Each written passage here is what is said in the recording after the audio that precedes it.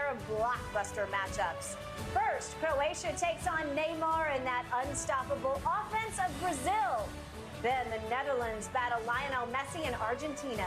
Coverage begins at 9 a.m. Eastern on Fox and your Fox Sports app. Back to the NFL. George Pickens had 1 catch for 2 yards on 2 targets in the Steelers' 19-16 victory over the Falcons on Sunday. Take a look. Cameras caught the rookie yelling at the sideline to get him the ball in frustration during the game. Now, Mike Tomlin had an interesting take. He says he's fine with Pickens' reaction, telling reporters, quote, "I'd rather say whoa than sick him. The guy that wants the ball, I want that guy."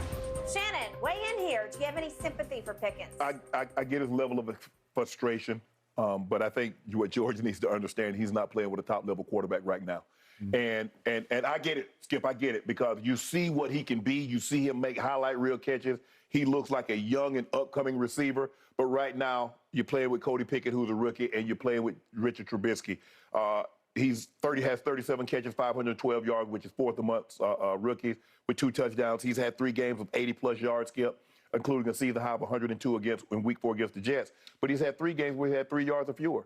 So I get the level of frustration. Like, yeah, guys, can we? I'm not saying I need to have 100 yards a week, but can we get some consistency here? I ain't got to be 100, but damn, I can't have 3 or fewer. Can we stay in the 40 to 50 range? And he's like, bro, get me the ball. He's the only playmaker you got. And the receiver, you look, Frymuth can catch it, but he's not Travis Kelce. No. This kid looks like he can be a bona fide, legit #1 receiver. Does he? And so get him the ball. I was never a guy, Skip, to blow up and yell and scream, because once I left John, I had to understand. Guys that's throwing me the ball, no disrespect, y'all not John Elway. And so what I expected to get from him, I shouldn't expect that from you. But he only knows rookie quarterbacks. And he's like, well, what happened? It was going so good at one point in time. And now I can't get no balls. I can't get any rocks. So Mike has said, look, we'll give him a better avenue to voice his frustrations.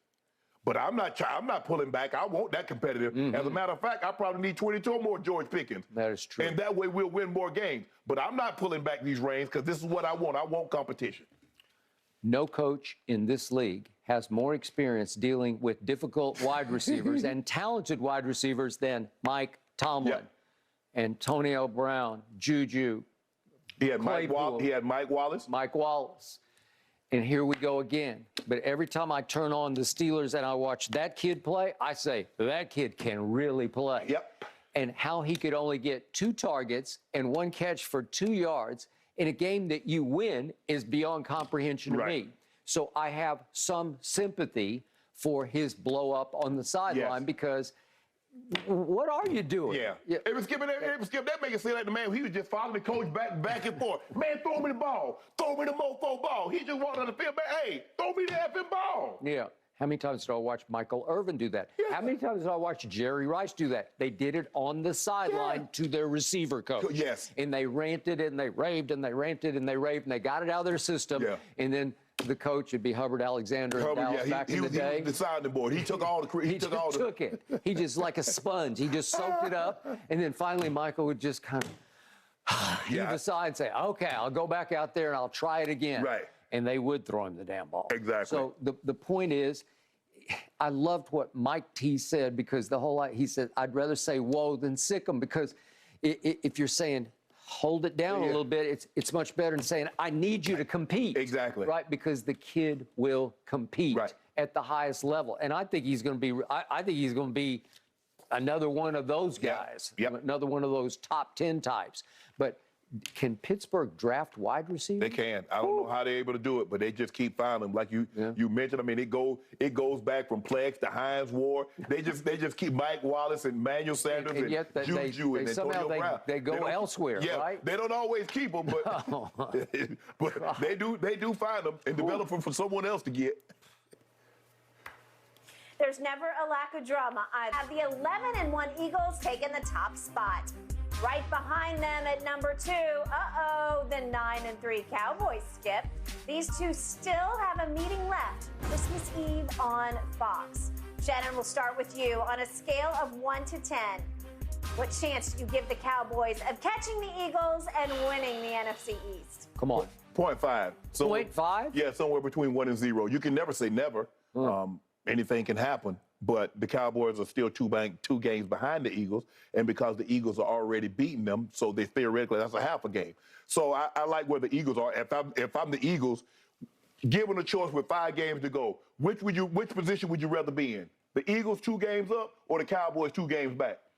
Okay, obviously. Exactly. All right. Look at the Eagles' remaining schedule: at Giants, at Bears, at Cowboys. 3 games on the road: Saints, Giants. Cowboys' remaining schedule: at home against the Texans, at the Jags, home against the Eagles, at Titans, at the Commanders. So basically, you got to hope they lose 2 games, and basically you got to win out, Skip. That's what you got to hope for. You see that happening? I don't.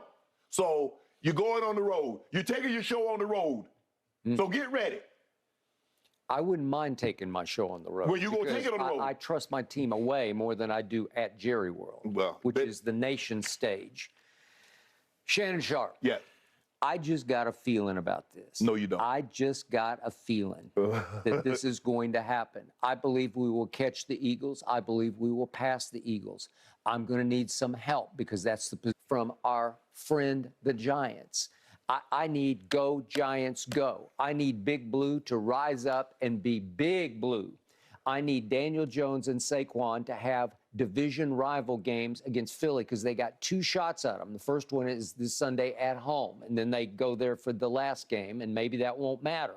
But this would be the game that they could rise and shine for us. They could do us a huge favor because we are going to beat the Eagles on Christmas Eve. It's done, guaranteed, booked. We are going to beat them. We will wreak revenge on them. It will be Christmas Eve, get even. Let's just say get even on Christmas Eve. I don't believe what you want to happen on Sunday is going to happen. I don't believe they lose. Basically, you say I don't think the Bears are packed in. And once the Bears traded those players, I'm like, y'all good. Y'all ain't trying to do it. But they do have a quarterback who is dangerous. And yet, the New Orleans defense is legit because I'm going to remind you on back-to-back, they play New Orleans in Philadelphia. That's the other one where I've got a shot in this game. Because remember, New Orleans 2 weeks ago went to San Francisco with Jimmy G completely healthy and held them to 13 points. But the problem was it was 13 to nothing. They scored 0 points. To nothing. So Andy Dalton scored nothing. Exactly. But I'm going to remind you that Tom Brady and company, as woeful as they've been on offense, with 5 minutes to go on Monday Night Football, they had scored a grand total of 3 points. Right. And then it was just Brady-esque doing goatish things that they scored 14 in the last 5 minutes. But remember, that's a grand total of 17 points they scored on that defense. But one thing that the Eagles don't have a problem is getting points.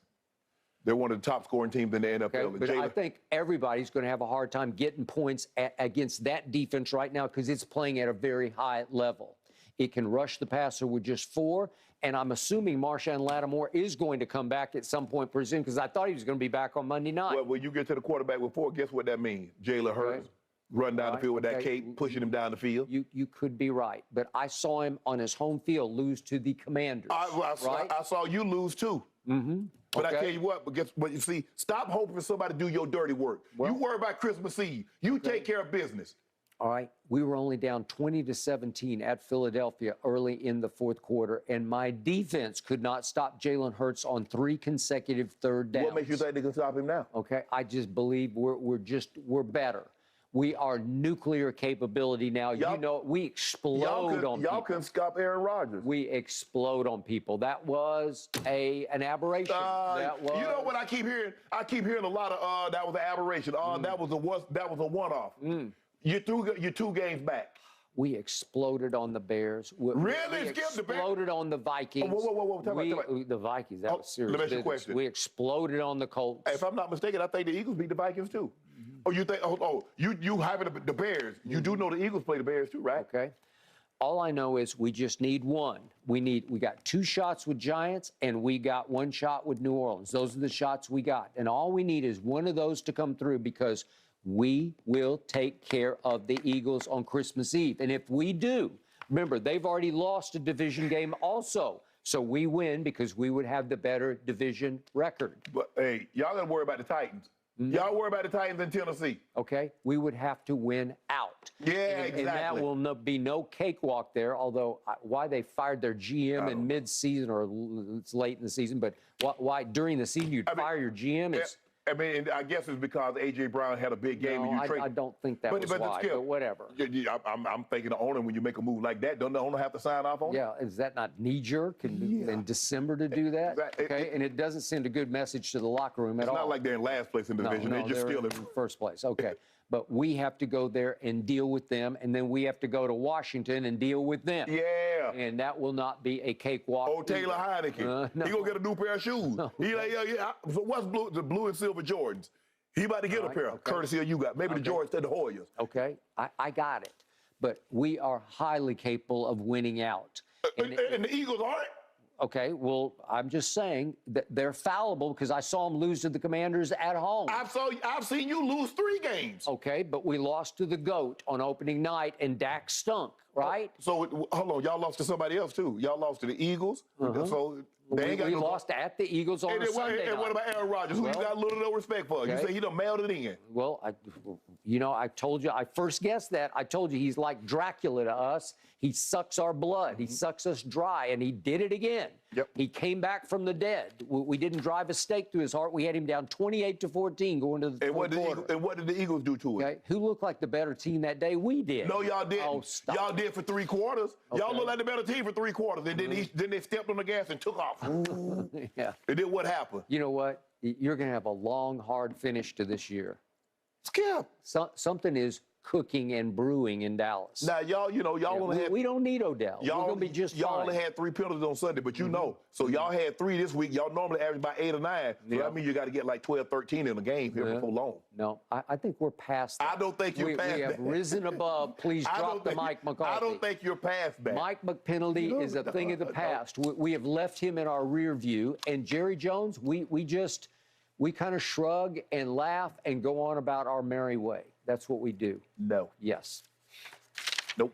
This debate is going to go on until one of those 2 teams is eliminated. So, guys, we got to leave it here for this morning. We're out of time because another Steelers wide receiver blows up on the sideline. We got to show you the video coming up next.